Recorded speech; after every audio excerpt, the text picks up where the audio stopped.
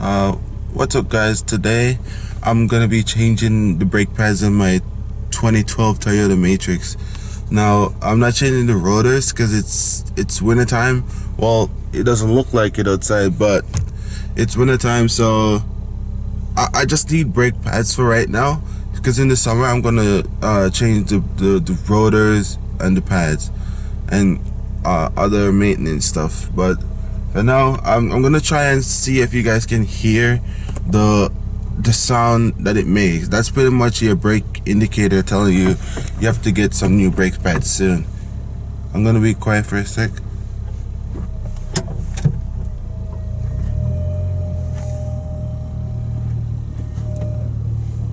You guys hear that?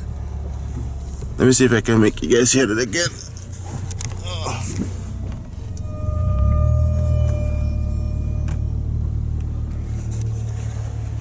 Yeah, so that squeaky sound just indicates that you need new brake pads. Now, if the rotors are good, you don't have to buy new rotors. Just replace the pads.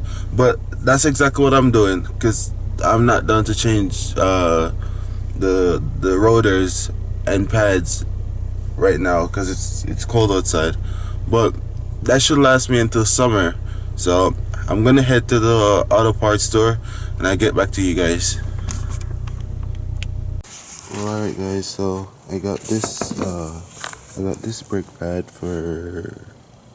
I got two. So I got 4 for the back and 4 for the front, and this is like 2 different brake jobs, and that totaled me to $33. So the price wasn't bad.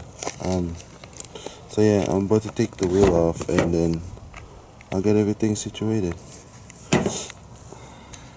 Alright, so what you guys want to do is loosen the lug nut first. Loosen the lug nut first, then not all the way, just loosen it so you can easily, like, you know, undo it, and then you jack the car up. I'm not using the jack stand, it's right there, but I'm not using it right now. But you should use it if you've never done this before or whatever. So yeah, I'm going to get this wheel off and then I'll show you guys the next step.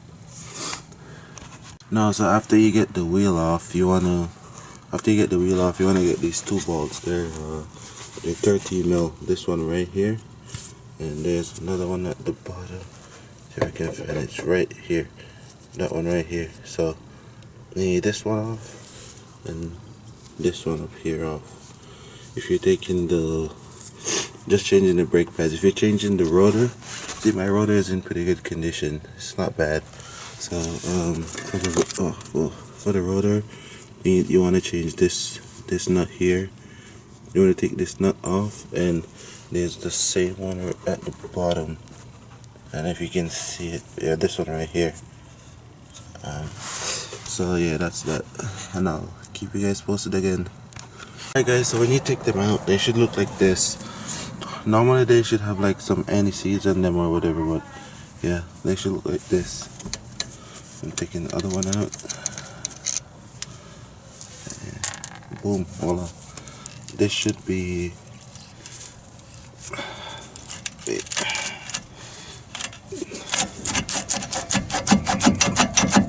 It should be coming off by itself. There you go. So one other thing, you need something to push the piston back. So this is the piston you need to push back because the new brake pads are way thicker than these ones, so it won't fit. You have to push these back. So I have a C-clamp. I'm gonna get it and come back to you guys. Alright guys, so this is what I have. It's a C-clamp. This worked fine. If this doesn't work, that means your piston is getting seized, because it should feel it squeezing smooth. I don't know if I can film it while I do it, but see how it's like the edges, how it's out like this thick. That this should press in all the way and flush with the piece of metal up here. So I'll do that and I'll show you guys. Alright, you guys see what I'm talking about? Look how flush it is against that surface now. So pretty much that's what you want. And yeah, I'm about to take these pads off and finish this thing up. Guys, so these are the main tools that you need. Let me zoom out real quick. So these are the main tools that you need. You need your car comes with this. So if you don't have like a socket set or whatever, you can use this to torque your car down. That's fine. So you need this wrench, you need a C-clamp or a piston pusher. Obviously no piston pusher. You need a 14 mil. Let's see if we can get it. You need a 14 mil. Then you need a 21 mil. Then you need a pliers, a flat mud pliers, or pry bar. I have just using a pry bar. And then you need a torque wrench. But you don't necessarily need a torque wrench because you have this. You can just use this, but I have a torque wrench, so I'm just gonna use torque it by torque spec. So as you guys can tell, this one is way worn down. Like, look how thin that is compared to this one. This one's like twice the size. So I'm about to put these ones on. These only go in a certain way too. For this side, you want to face them.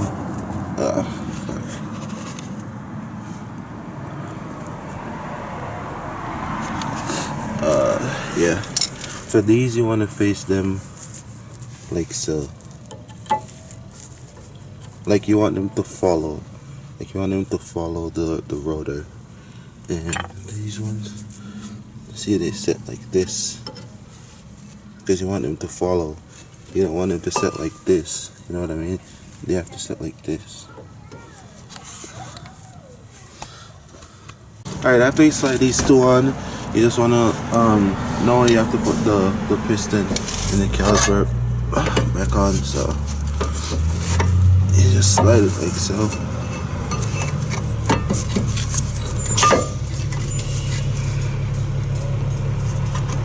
So you'll slide right back on.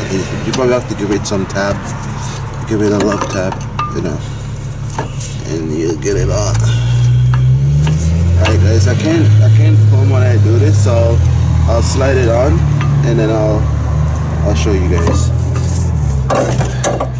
Alright, one more thing guys, so for these, for the caliper bolts, you see how it's like all squished now? Because I just squeezed it in.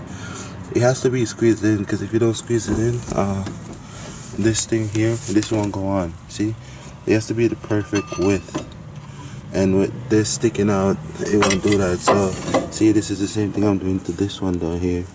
I'm pretty much just squeezing it in, if you guys can see that. But yeah, that's all I'm doing. So this is a fairly simple job, but since I'm filming it, it's taking way more time. Whoa, let me zoom out real quick. Man, it's hard to film. So what you want to do is just put this bolt back in. Now, a lot of people put anti-seize on this, but I don't have anti-seize or any of that stuff, so I'm just gonna slide them back in dry. And when you tighten these, just like hand tighten them. Don't tighten them too hard, because you'll snap the bolt. So I'll just slide in this one. Slide that one in. Then slide this one in here.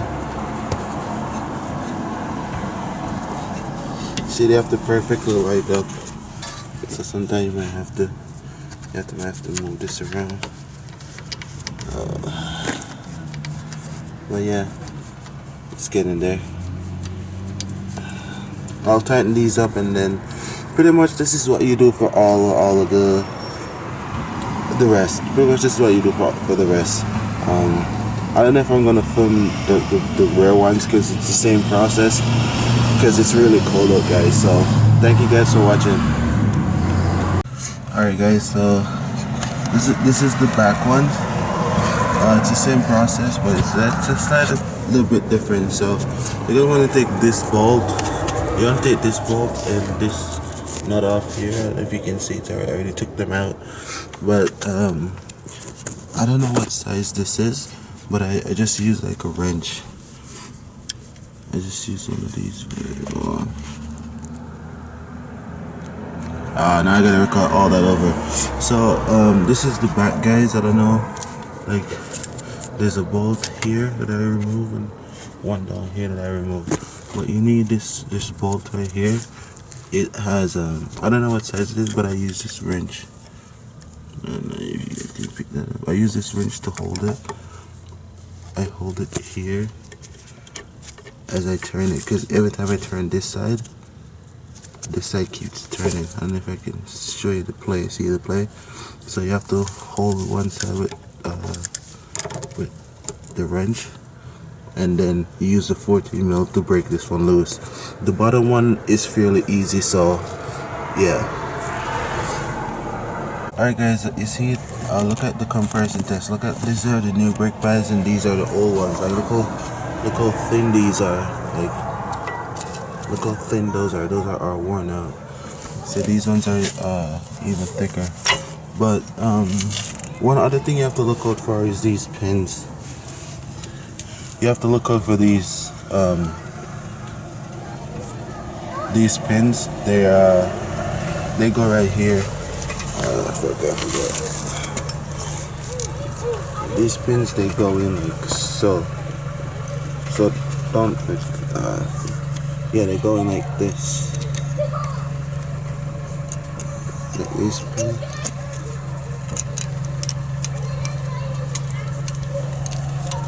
They're pretty much going like so. And the other one, what's it? The other one going like this. The other one going like this, pretty much in these two holes. And you clamp it down once you put the new brake pad in. Oh fuck, it's cold. So once the new brake pads are on, they're supposed to look like this. And then you put the pins in the holes. And that's it. That's how you do it for the, oh yeah, then you have to push the piston back in this one as well. See, it's all out. You have to push that piston back, and yeah, that's it. I'm not gonna do the other side because it's really cold out, guys. So you guys take care. Hope this helped you guys.